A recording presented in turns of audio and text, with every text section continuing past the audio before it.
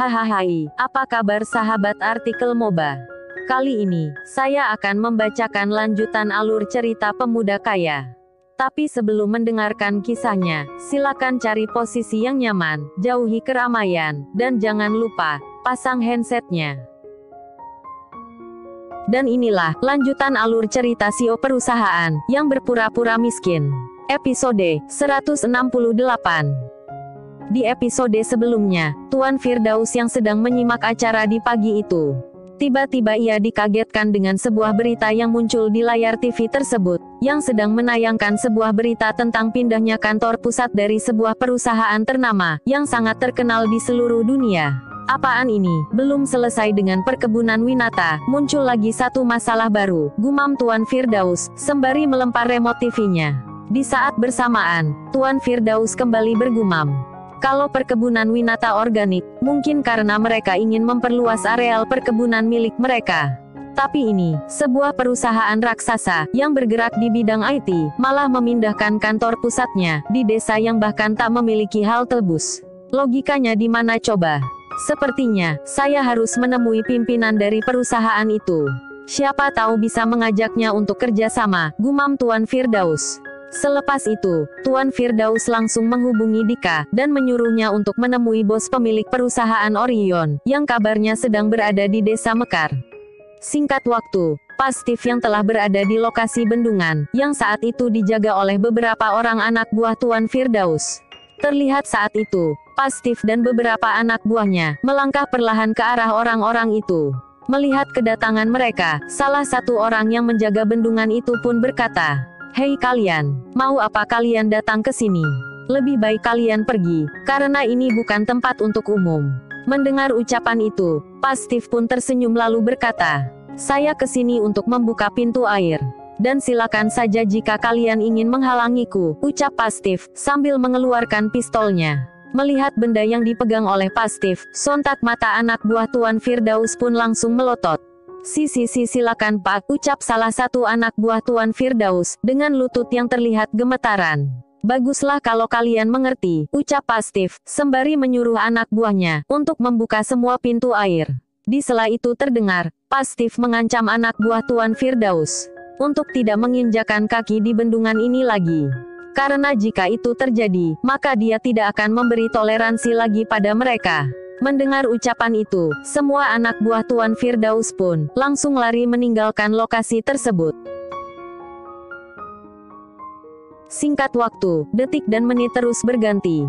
Terlihat siang itu, depan pintu pagar yang hanya setinggi 2 meter, di tempat berdirinya kantor pusat perusahaan Orion, telah berkumpul para wartawan, jurnalis, dan reporter yang ingin mewawancarai Aditya. Di saat bersamaan, terlihat beberapa helikopter yang mendarat di halaman depan kantor tersebut, yang tidak lain adalah helikopter milik beberapa perusahaan yang bekerja sama dengan perusahaan Orion.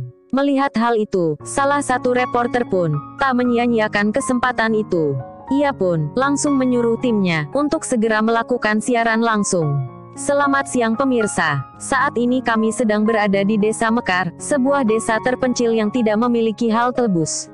Tapi bisa dilihat, sejak adanya kantor pusat dari salah satu perusahaan ternama, yang dipindahkan di tempat ini, seketika desa ini berubah menjadi desa global, yang tiap harinya ada puluhan helikopter, dan mobil-mobil mewah yang melintas di desa ini." Pemirsa semua pasti bertanya-tanya bukan, tentang alasan CEO dari perusahaan Orion, memilih meninggalkan New York, California, dan memindahkan pusat perusahaannya di desa ini. Tapi saat ini, kami belum bisa menjawab semua pertanyaan ini, karena kami belum diberi kesempatan untuk bertemu langsung dengan pemegang jabatan tertinggi di perusahaan Orion. Tapi menurut informasi yang beredar di beberapa media luar, CEO dari perusahaan ini adalah seorang pemuda lajang berusia 27 tahun, yang belum diketahui. Jadi hal ini masih seperti misteri yang belum terpecahkan di media manapun. Kalau mengingat milioner muda yang tak diketahui identitasnya, ini kembali mengingatkan kita pada salah satu orang terkaya di negara kita, yang konon katanya masih berusia 27 tahun juga. Siapa lagi, kalau bukan pemilik perkebunan Winata Organik? Perusahaan agro yang juga sangat terkenal sampai ke luar negeri, yang juga belum diketahui nama dan wajah dari pemilik perkebunan itu. Sekian dulu siaran langsung kita kali ini. Jangan lupa like, komen, dan subscribe, agar tidak ketinggalan informasi terkini tentang alur cerita terbaru dari channel kami. Saya Friska Ramadan beserta narator cerita ini, mohon undur diri dari ruang dengar Anda. Sementara Kenshin dan Cindy, yang saat itu sedang dalam perjalanan ke desa Mekar bersama para pengawalnya. Di sela perjalanan mereka, tiba-tiba terdengar handphonenya berdering. Tanda ada panggilan masuk, yang berasal dari Tuan Nakamoto.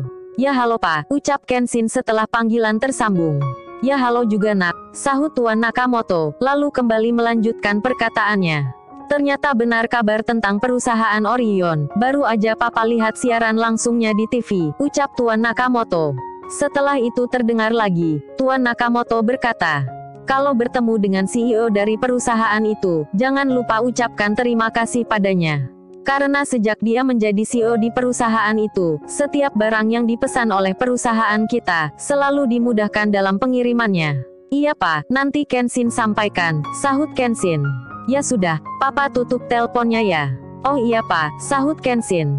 Sementara di saat yang sama, di depan pintu gerbang kantor pusat perusahaan Orion, terlihat saat itu, Dika yang baru saja sampai, bersamaan dengan Pak Steve dan anak buahnya, yang telah kembali dari bendungan, telah berada di depan pintu gerbang tersebut. Melihat Dika yang sedang berbicara dengan salah satu pengawal yang berjaga di depan gerbang, Pak Steve pun keluar dari mobilnya, dan bergegas menghampiri Dika. "Selamat siang Pak, ada yang bisa saya bantu?" ucap Pak Steve. "Oh ini Pak," ucap Dika yang tiba-tiba tertahan, saat para awak media datang menghampiri Pak Steve, dan langsung melemparkan pertanyaan bertubi-tubi, pada pria berpostur tegap yang merupakan kepala keamanan pribadi Aditya. Melihat Pak Steve yang dikerumuni wartawan, para pengawal lainnya pun, langsung keluar untuk menghalangi mereka.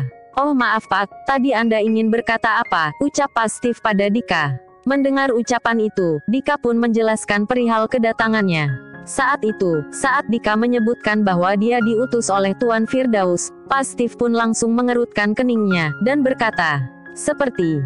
Tiba-tiba, perkataan Pak Steve terputus, saat handphone milik Dika berdering. "Tunggu ya Pak, saya terima telepon dulu," ucap Dika, lalu menerima panggilan tersebut. Saat itu, samar-samar namun jelas, Pak Steve mendengar percakapan antara Dika dan si penelpon, yang ternyata adalah Tuan Firdaus, namun karena merasa bukan urusannya, Pak Steve hanya diam, sambil mencuri dengar. Di sela itu, Pak Steve bergumam, "Orang seperti kalian ingin bekerja sama dengan Tuan Aditya, itu tidak akan terjadi," gumam Pak Steve. Setelah panggilan terputus, Dika pun kembali menghampiri Pak Steve. "Maaf Pak, tadi telepon dari atasan sekaligus calon mertuaku," ucap Dika, sambil menunjuk ke arah Lily, yang masih berada di dalam mobil. "Oh begitu ya," sahut Pak Steve, lalu kembali berkata, "Jika ingin bertemu dengan atasanku, Anda harus menunggu dulu, karena saat ini beliau sedang ada tamu," ucap Pak Steve, sembari menunjuk ke arah beberapa helikopter, yang berada di halaman depan kantor. Di sela itu terdengar lagi, Pak Steve berkata, "Kalau Anda bisa sabar menunggu, saya akan masuk untuk memberitahukan kedatangan Anda," ucap Pak Steve. "Oh iya Pak, nanti saya akan menunggu di mobil," ucap Dika. "Oh ya siapa nama Anda, agar saya bisa memberitahukan pada atasanku," ucap Pak Steve. "Dika, nama saya Dika," sahut Dika. "Oh Pak Dika ya, tunggu sebentar ya, saya laporkan dulu kedatangan Anda pada atasanku," ucap Pak Steve, lalu melangkah masuk ke dalam mobilnya. "Bagaimana Beb? Apa kita bisa menemui orang yang Papa suruh?"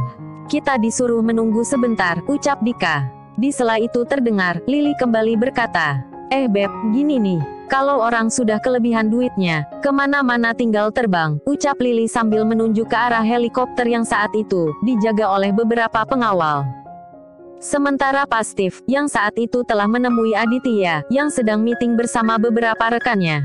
Terlihat saat itu, Pak Steve berbisik, memberitahukan perihal kedatangan utusan dari Tuan Firdaus yang bernama Dika.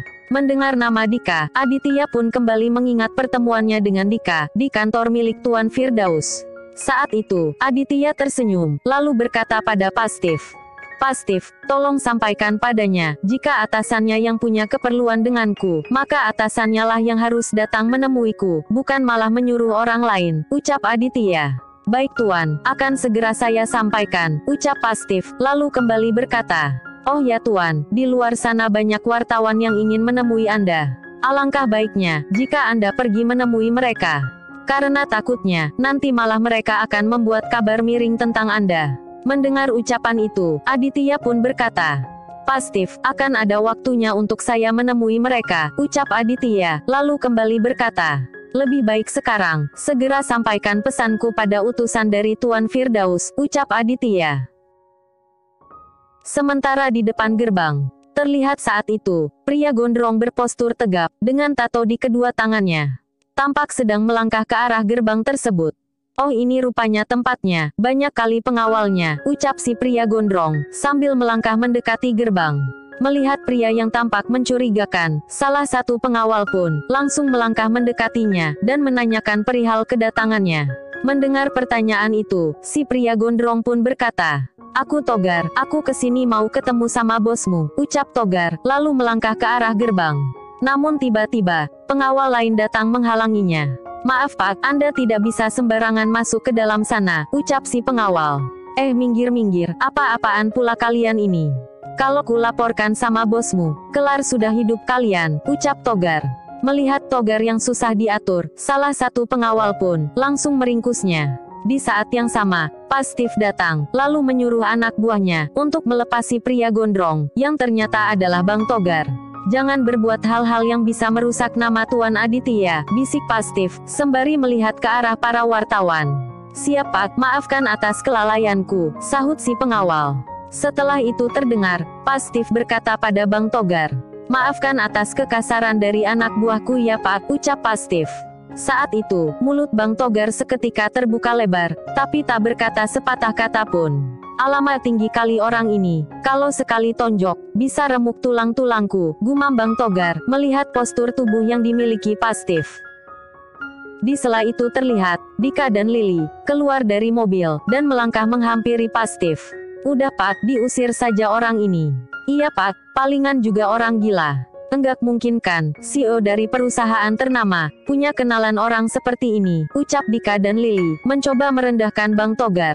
"Apa, temannya Tuan Aditya?" gumam Pastif. Di sela itu terdengar, Lily berkata, "Bagaimana Pak, apa kami sudah bisa menemui atasan Bapak?" "Maaf tidak bisa Nona. Tadi atasanku bilang, jika ingin bertemu dengannya, harus Tuan Firdaus sendirilah yang datang menemuinya," ucap Pastif. Mendengar ucapan itu, Lily pun berkata, "Saya anaknya, jadi mau aku ataupun papaku itu sama saja," ucap Lily. "Maaf Nona, jika demikian tolong sampaikan pada ayah Nona, untuk datang sendiri menemui atasanku," ucap Pastif. "Tuh atasanmu sombong banget ya, mau ditemui aja susah amat. Padahal kami mau menawarkan kerjasama, yang bisa memberikan keuntungan besar padanya," ucap Lily, lalu bergegas masuk ke dalam mobilnya. "Ayo Beb, udah capek nunggu malah enggak bisa ketemu juga," ucap Lily, sembari menutup keras pintu mobilnya. Di sela itu terdengar, Dika berkata pada Bang Togar, Kamu, mendingan pulang sana, kita aja enggak diizinkan masuk, apalagi kamu," ucap Dika, lalu bergegas masuk ke dalam mobilnya.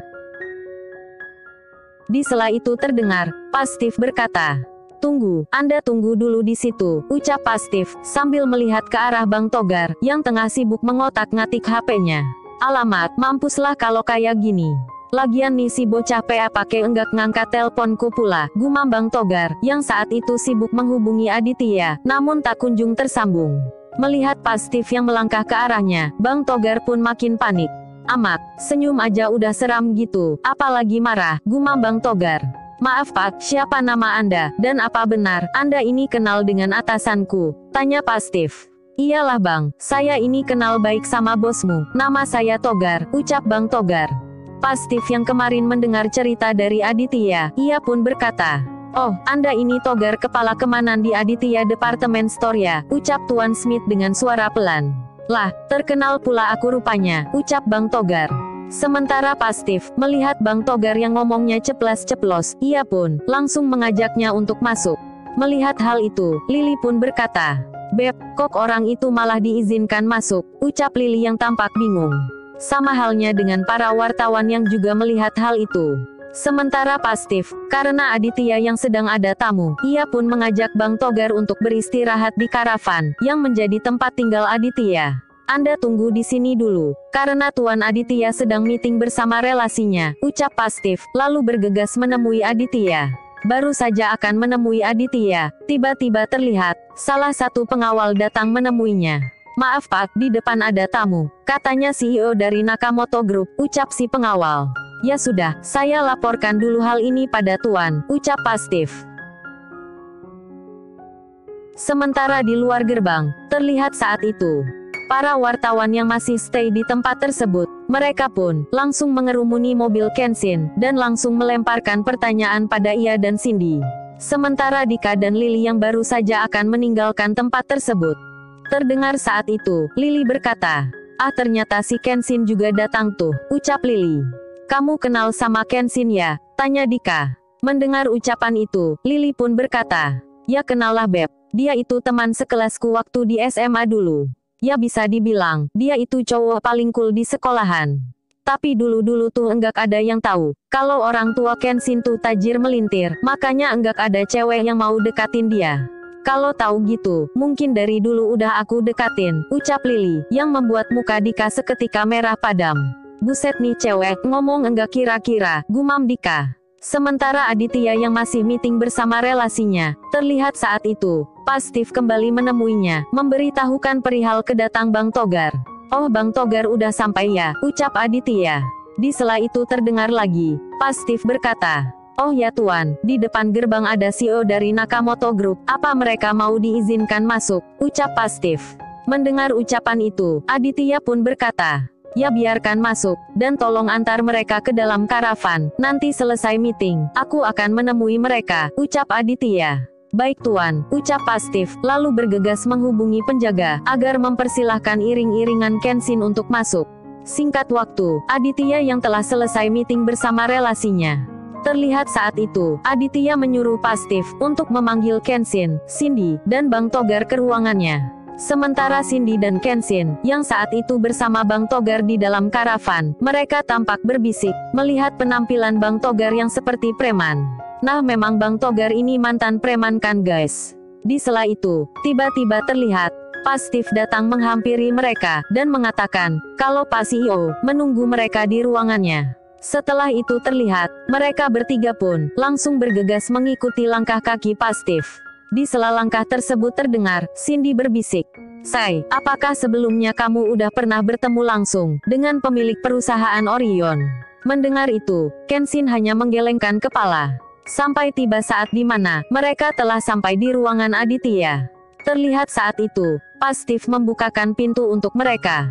Setelah pintu terbuka, tampak Aditya yang duduk membelakangi pintu tersebut. Saat itu, Kenshin tampak segan untuk menyapanya, sampai di mana terlihat, Bang Togar melangkah dengan terburu-buru ke arah Aditya sambil berkata, Bocah peak, tega kali kau, ku telpon enggak diangkat-angkat," ucap Bang Togar. Saat itu, Kenshin melihat ke arah Pastif, yang tak mencoba menghalangi Bang Togar, saat mendekati Aditya. "Pak, apa tidak akan terjadi apa-apa bila Anda biarkan," ucap Kenshin, yang melihat Bang Togar seperti sedang memarahi CEO dari perusahaan yang sangat mereka segani. "Tidak apa-apa Tuan, orang itu tidak akan menyakiti orang yang telah memberi kehidupan padanya," ucap Pastif. Sementara Cindy yang masih melihat ke arah Aditya yang masih membelakangi mereka, ia pun bergumam, "Kenapa kali ini perasaanku seperti sangat akrab dengan orang ini," gumam Cindy. Sementara Bang Togar, karena Aditya yang tak berbicara sepatah kata pun padanya, Bang Togar pun berkata lagi, "Lama tinggal di Amrik, udah lupa bahasa negara sendiri ya," ucap Bang Togar, sembari memutar kursi yang diduduki Aditya. Melihat wajah Aditya, spontan Cindy kaget, lalu berkata, "Aditya, kamu." Sementara Aditya, ia pun berkata pada Bang Togar, "Alah gara-gara kamu nih Bang, jadi ketahuan sama Kak Cindy kan," ucap Aditya, yang membuat Kenshin pun kaget. "Jadi, CEO perusahaan Orion itu kamu," ucap Kenshin. "Ya benar, Tuan Aditya adalah CEO perusahaan Orion," sahut Pastif, membenarkan ucapan itu. Lalu, bagaimana kelanjutan kisahnya? Nantikan di episode selanjutnya.